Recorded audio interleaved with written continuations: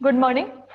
आज हम एकल घटकीय निकाय सल्फर गंधक सल्फर या फिर हम कह सकते हैं गंधक निकाय को एक बार वापस से देख लेते हैं, उसका रिवाइज कर लेते हैं। ठीक है, तो उसका देखिए, गंधक निकाय, सल्फर निकाय को क्या बोलते हैं? गंधक निकाय। क्या है? एकल घटकीय निकाय है ये क्या है? एकल घटकीय निकाय है। ठीक है, एकल घटकीय निकाय मतलब सी बराबर क्या होगा? यहाँ पे 1 होगा। सी बराबर क्या होगा? यहाँ पे 1 होगा। एकल घटकीय निकाय है, सी को क्या बोलते हैं? घटक बोलते हैं। ठीक है, तो ये एकल घटकीय निकाय है तो सी क्या होएगा? 1 होएगा। ठीक है, अब प्रावस्था नियम क्या है?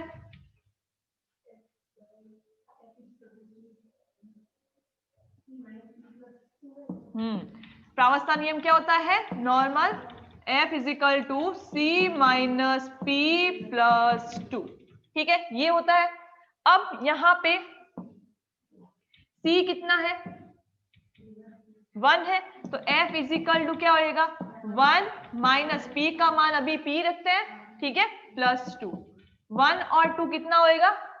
3, तो F इजिकल टू क्या आ जाएगा? 3 माइनस पी। ठीक है, तो एकल घटकीय निकाय के लिए प्रावस्था नियम क्या होता है? F is equal to 3 minus P होता है। भले हम जल घटक ले ले, जल निकाय ले ले, या फिर हम ले ले गंधक निकाय, दोनों ही क्या है? एकल घटकीय निकायों के उदाहरण है। एक तो जल निकाय है, दूसरा अपना ये गंधक निकाय। ठीक है, दोनों ही एकल घटकीय निकाय है और उन दोनों के लिए ही प्रावस्था नियम क्या होगा? प्रावस्था नियम होगा 3 minus P. F is equal to 3 minus P. ठीक है, यहाँ पे F क्या है? स्वतंत्रता कोटि, डिग्री ऑफ फ्रीडम। ठीक है, F क्या है यहाँ पे? डिग्री ऑफ फ्रीडम या स्वतंत्रता की कोटि। अब न्यूनतम एक प्रावस्था के लिए, अधिकतम तो कुछ भी हो सकती है, न्यूनतम किसी भी निकाय में न्यूनतम एक प्रावस्था संभव है। तो न्यूनतम एक प्रावस्था के लिए, न्यूनतम एक प्रावस्था के लिए P बराबर 1, तो F इजिकल टू कितना हो जाएगा? 3 माइनस 1। F इजिकल टू कितना आया? 2। कितना आया? 2। तो न्यूनतम एक प्रावस्था के लिए F का मान आता है, F यानी कि स्वतंत्रता कोटि का मान आता है 2। यानी कि यहाँ पे हम किस किस में, यानी कि ताप, यहाँ पे हम आलेख किस किस के बीच में बनाते हैं? ताप और दाब के बीच में बनाते हैं। तो हम ताप और दाब दोनों में ही परिवर्तन कर सकते हैं। अगर यहाँ पे F इजिकल टू 1 आता तो हम सिर्फ दाब में परिवर्तन कर सकते थे। ताप को क्या रखना होगा? वहां पे स्थिर रखना होगा, और दाब में परिवर्तन कर सकते थे। लेकिन यहाँ पे अब कितना है? 2 है, तो हम दोनों ही चरों में परिवर्तन कर सकते हैं। ताप में भी कर सकते हैं और दाब में भी परिवर्तन कर सकते हैं। दोनों में ही परिवर्तन करने पर प्रावस्था या फिर साम्य क्या रहता है? अप्रभावित रहता है। ठीक है, यहां तक तो हो चुका था, यहां तक अपन ने पढ़ लिया था। अब इसके बाद हम सल्फर निकाय की खुद की बात करते हैं। तो गंधक 4 प्रावस्थाएं दर्शाता है। गंधक या फिर सल्फर कह दो, वो कितनी प्रावस्थाएं दर्शाता है? 4 प्रावस्थाएं दर्शाता है। एक और बात, तुम लोगों की ऑनलाइन क्लासें सोमवार से बंद की जा रही है। अब तुम्हें रेगुलर आना ही होगा।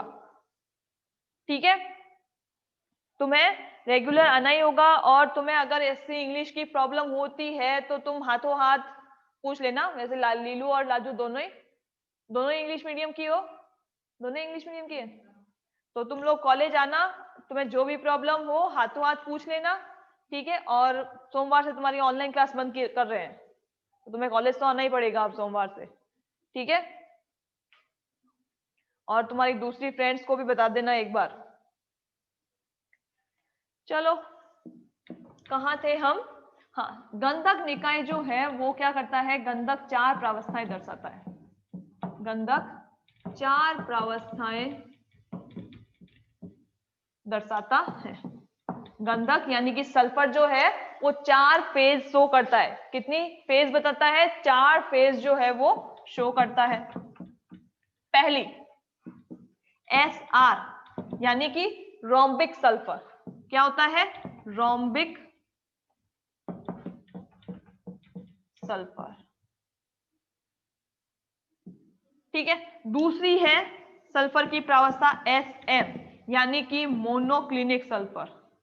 मोनोक्लिनिक सल्फर, जिसको बोलते हैं एक नताक्ष सल्फर, मोनोक्लिनिक सल्फर। तीसरी है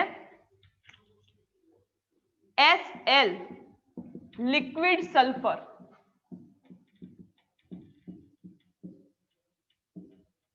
तीसरी कौन सी है? Liquid sulphur. चौथी है Sv, वेपर सल्फर। Sv यानी कि वाष्प सल्फर या वेपर सल्फर।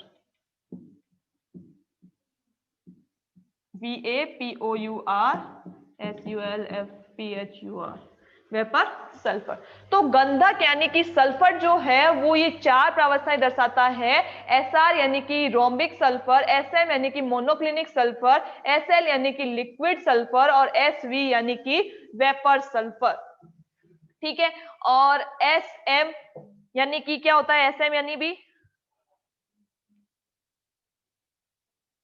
त्रिसम नताक्ष, सॉरी Sr क्या है यहाँ पे? त्रिसम नताक्ष। ठीक है, और Sm क्या है? मोनोक्लिनिक यानी कि एक नताक्ष।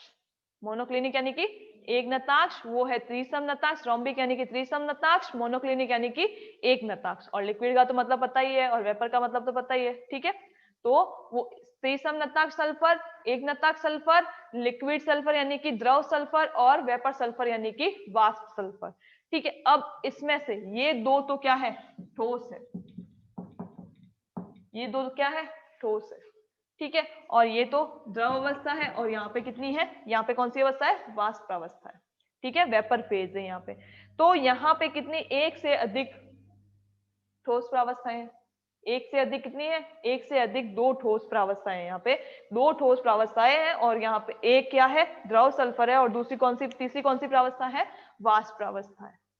ठीक है, अब हम बात करते हैं सबसे पहले वक्र की। यहाँ पे वक्र में देखिए, सबसे पहले हम वक्र को बना ही देते हैं। ठीक है,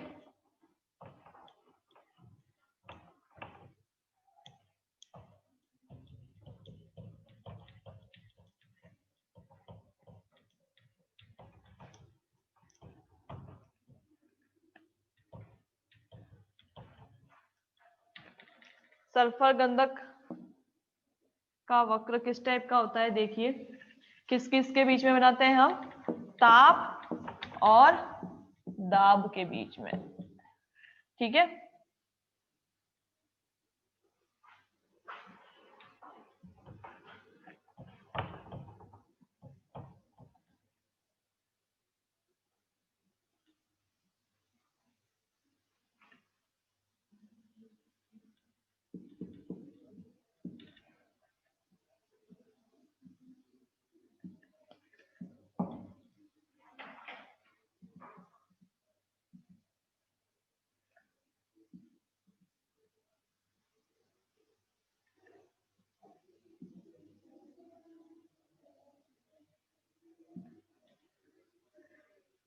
इधर है, इधर तो है SV, इधर SM, इधर SR और इधर है SL यानी कि लिक्विड सल्फर।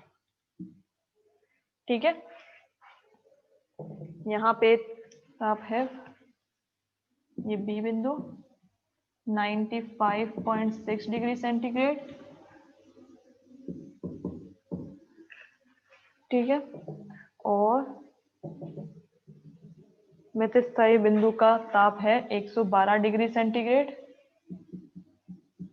इस बिंदु का ताप है, त्रिक बिंदु C का ताप है, दाब उल्टा बना दिया, यहाँ पे दाब लेना है और यहाँ पे क्या लेना है? ताप लेना है।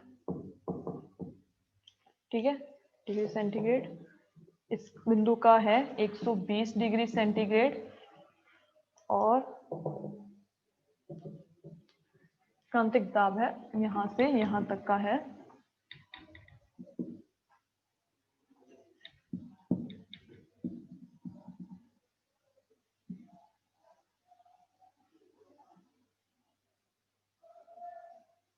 खेल रहे हैं।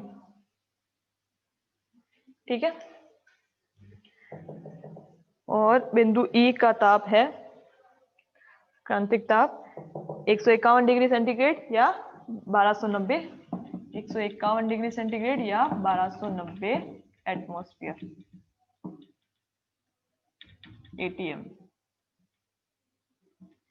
ठीक है, तो हम देखिए अब इस वक्र के बारे में चर्चा करते हैं हम। यहाँ पे पूरा क्या है, लिक्विड है। यहाँ से F से लेकर FEBA यहाँ तक पूरा क्या है, ये SR है। यहाँ पे क्या है, SR है, और SR क्या है, ठोस अवस्था में। ठीक है, SM भी कौन सी अवस्था में, ठोस अवस्था में, लिक्विड अवस्था में, और वेपर अवस्था में।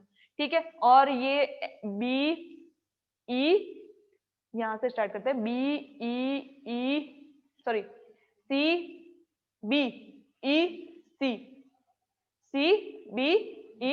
CBEC में क्या है, पूरा SM है। ठीक है, यहां से ये कौन सा बिंदु है, D, यहां से स्टार्ट करते हैं FECD, यहाँ पे इस पूरे में कितना है, लिक्विड है। और यहाँ से ABCD से नीचे वाला पूरा क्या है, वेपर, वाष्प अवस्था है। ठीक है, तो अब हम स्टार्ट करते हैं इस वक्र का अध्ययन। सबसे पहले हम बात करते हैं वक्र की। वक्र पर कितनी प्रावस्थाएं साम्य में रहती है,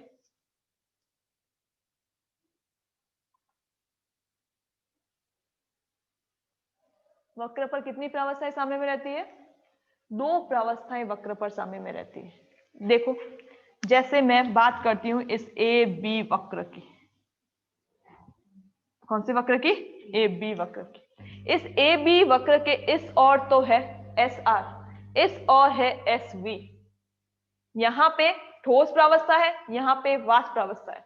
तो वक्र पर कितनी प्रावस्थाएं साम्य में रहती है, 2 प्रावस्थाएं साम्य में रहती है। यहाँ पे ठोस प्रावस्था और दूसरी कौन सी है, वाष्प प्रावस्था।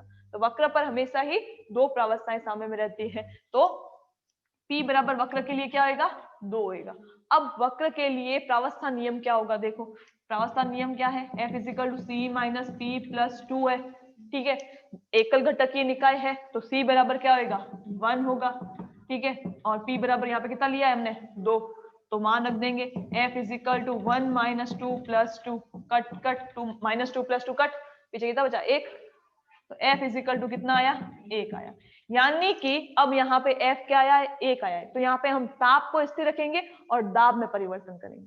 ठीक है, ताप को स्थिर रखने और दाब में परिवर्तन करने पर क्या रहता है, साम्य जो है अपना, ये जो 2 प्रावस्थाएं साम्य में रहेगी वो क्या रहेगी, अप्रभावित रहेगी। ठीक है, अब हम वक्र कौन कौन से हैं, यहाँ पे कितने वक्र है उसकी बात करते हैं। देखो, एक तो हो गया AB, BC, CD, BE, CE और EF। कितने वक्र हुए, 6। तो यहाँ पे वक्रों की संख्या कितनी है, 6 है।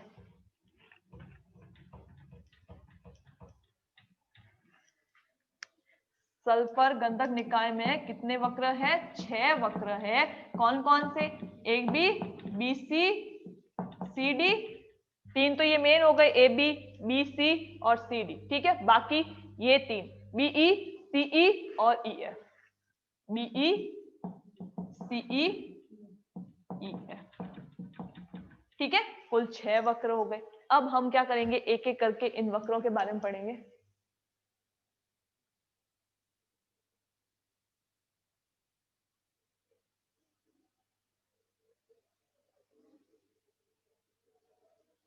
ठीक है, अब हम क्या करेंगे, यहाँ पे एक एक करके इन 6 वक्रों के बारे में पढ़ेंगे। तो देखिए, सबसे पहले हम बात करते हैं AB वक्र की।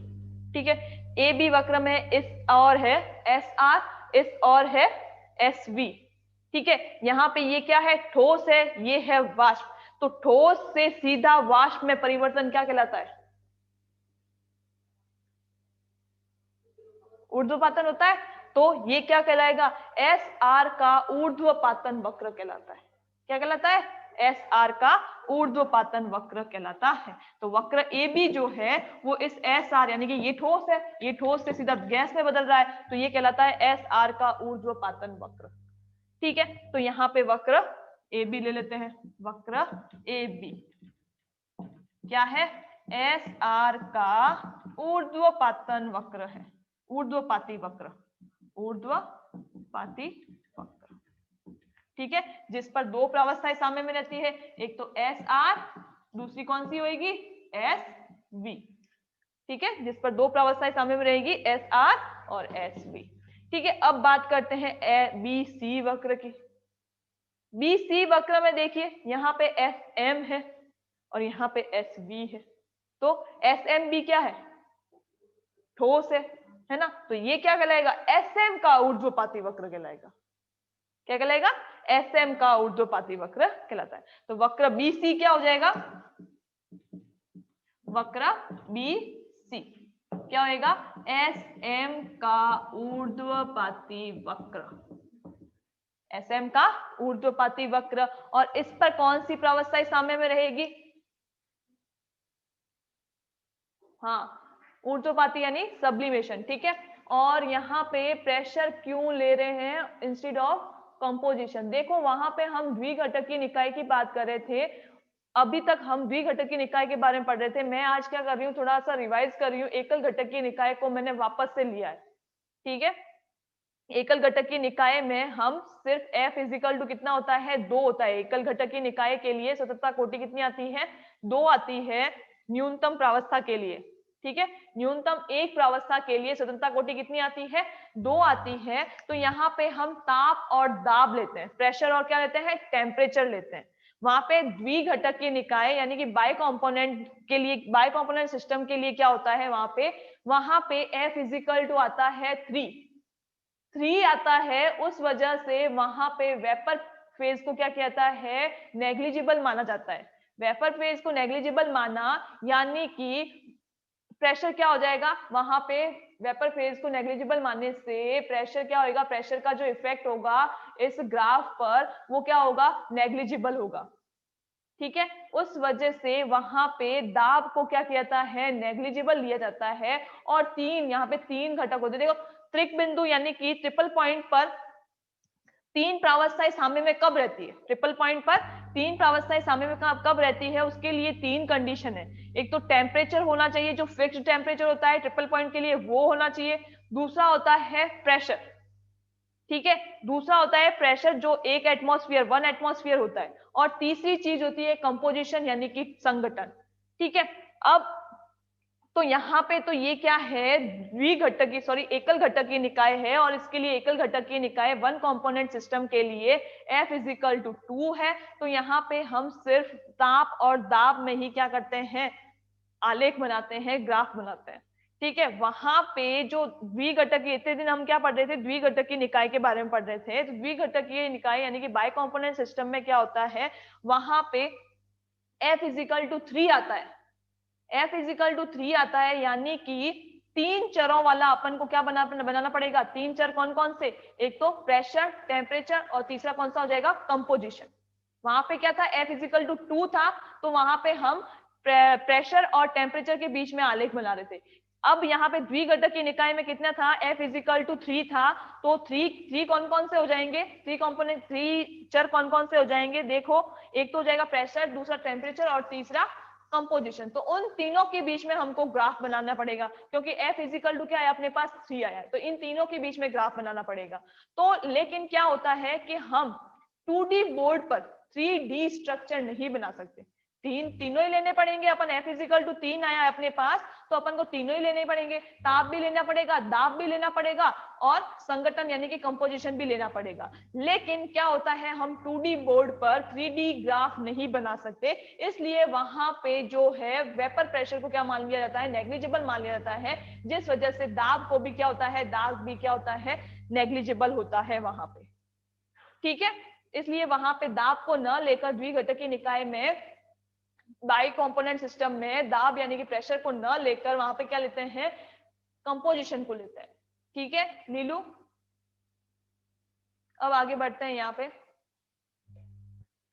कहाँ थे हम, बीसी वक्र की बात कर रहे थे। बीसी वक्र पर क्या है, ये एफ एम का ऊर्ध्वपाती वक्र है, और इस पर कौन कौन सी प्रावस्थाएं साम्य में रहती है,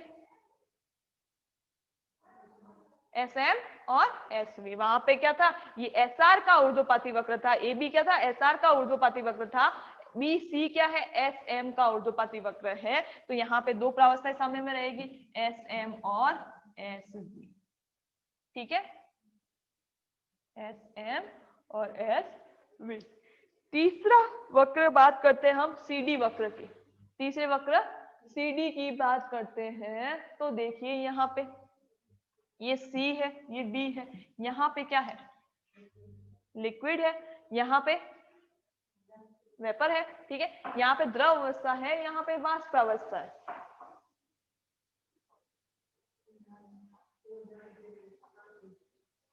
ठीक है, यहाँ पे क्या है, यहाँ पे द्रव प्रावस्था है, यहाँ पे वाष्प प्रावस्था है।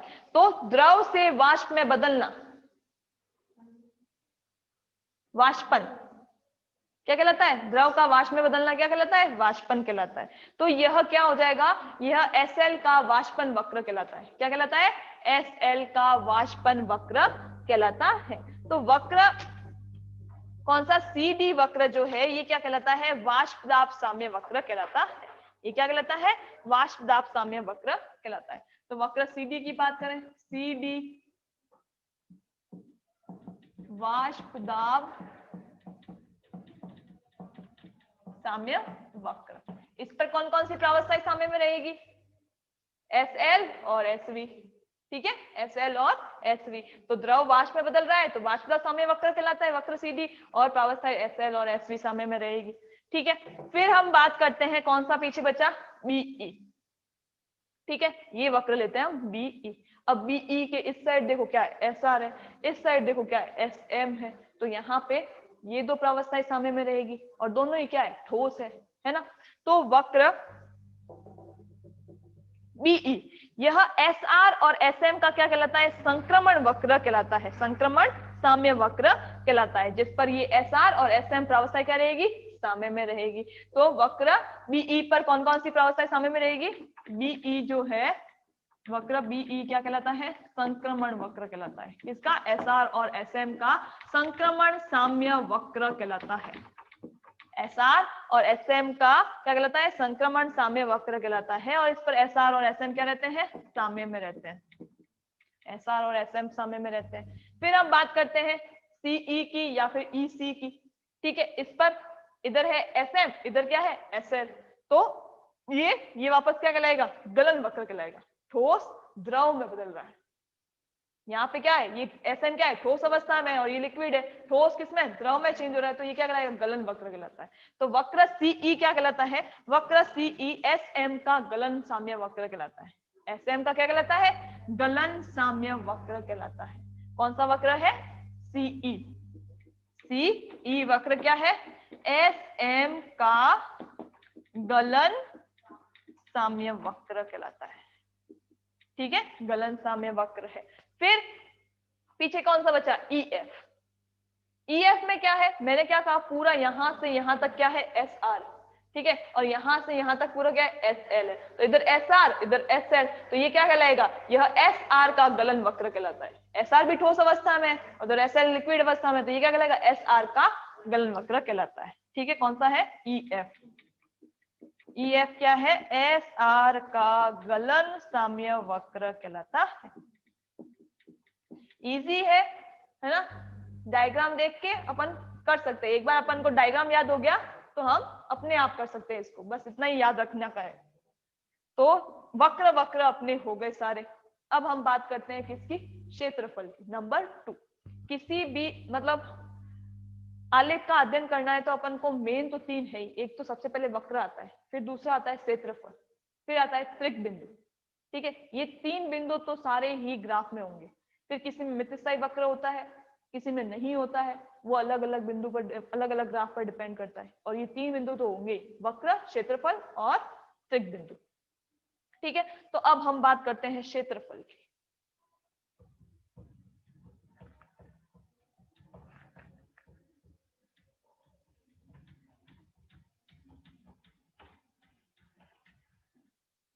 क्षेत्रफल पर कितनी प्रावस्थाएं सामने रहती है,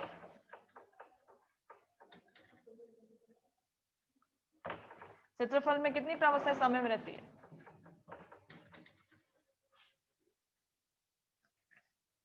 क्षेत्रफल में सिर्फ एक प्रावस्था सामने में रहती है। देखो मैं बात करती हूँ ए बी ई एफ की। ठीक है। इस इतने इतने क्षेत्रफल में ए बी ई एफ में सिर्फ क्या है, एस आर ही, यानी कि सिर्फ एक प्रावस्था ही है। ठीक है। अगर मैं बात करूं ए बी सी डी की, तो इसके नीचे नीचे क्या है, सिर्फ एस बी है, सिर्फ एक प्रावस्था है। एफ ई सी डी की बात करूं तो सिर्फ लिक्विड प्रावस्था है। तो क्षेत्रफल में हमेशा एक ही प्रावस्था सामने में रहती है। ठीक है। तो क्षेत्रफल पर कितनी प्रावस्थाएं होगी, हम बात करते हैं क्षेत्रफल। क्षेत्रफल के लिए P बराबर कितना होगा, 1 होगा।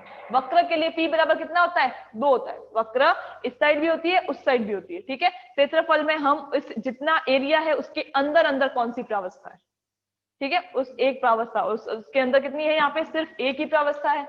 तो क्षेत्रफल पर यहाँ पे एक ही प्रावस्था P बराबर 1 होता है। तो अब इसके लिए स्वतंत्रता की कोटि क्या आएगी, F is equal to C minus P plus 2। C कितना है यहाँ पे, एक ही होगा, एकल घटक निकाय है, तो 1 माइनस P कितना है यहाँ पे, 1 प्लस 2, 1 से 1 कट, F इजिकल टू कितना यहाँ 2। तो इसकी स्वतंत्रता कोटि कितनी आई, 2 आई। यानी कि हम यहाँ पे ताप और दाब दोनों में ही परिवर्तन कर सकते हैं। यानी कि हम यहाँ पे ताप और दाब दोनों में ही क्या कर सकते हैं, परिवर्तन कर सकते हैं। ठीक है। तो अब हम क्षेत्रफल की बात करते हैं। यहाँ पे क्षेत्रफल कितना हो गया, देखो 4 प्रावस्थाएं, S R, S M, S L और एस वी। तो क्षेत्रफल भी 4 होंगे, 4 प्रावस्थाएं, क्षेत्रफल भी 4 होंगे। तो पहला क्षेत्रफल ए बी ई एफ, या फिर हम यूं कह सकते हैं क्षेत्रफल फर्स्ट। क्षेत्रफल फर्स्ट है किसका, एस आर का क्षेत्रफल, जिसको हम किससे दर्शाते हैं, ए बी ई एफ क्षेत्रफल से दर्शाते हैं। ठीक है। दूसरा क्षेत्रफल हो जाएगा, एस एम की बात करें तो ये कौन सा हो जाएगा, एस एम क्षेत्रफल जो है वो क्षेत्रफल, एस एम क्षेत्रफल जो है वो बी सी ई बी क्षेत्रफल से घिरा रहता है। ये जो एस एम है ये किससे घिरा रहता है, बी सी ई बी से घिरा रहता है। बी सी वापस से E B, B C E B क्षेत्रफल से घिरा हुआ रहता है। ठीक है। फिर हम बात करते हैं एफ एल की, तो एफ ई सी डी से घिरा रहता है। एस एल किससे घिरा रहता है, कौन से क्षेत्रफल से घिरा रहता है, एस ई सी डी से, एफ ई सी डी से घिरा रहता है। और S V A B C D क्षेत्रफल से घिरा रहता है। तो क्षेत्रफल के बारे में अपन को इतना ही लिखना है। ठीक है। फिर आती है त्रिक बिंदु। त्रिक बिंदु के बारे में हम नेक्स्ट क्लास में पढ़ेंगे।